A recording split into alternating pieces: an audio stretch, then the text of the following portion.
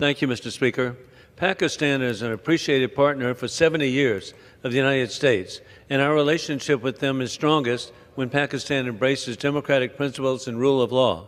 Sadly, Pakistan's military has undermined democracy by jailing former Prime Minister Imran Khan.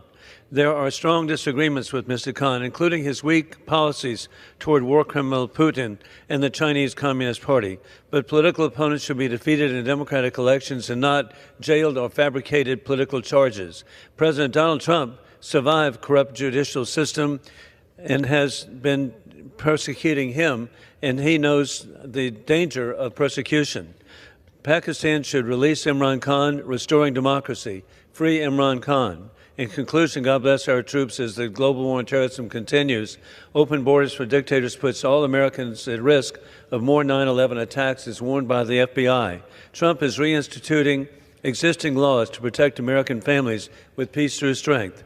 Best wishes to President Salome Zurishvili of Georgia and President Vladimir Zelensky of Ukraine for defending democracy. I yield back.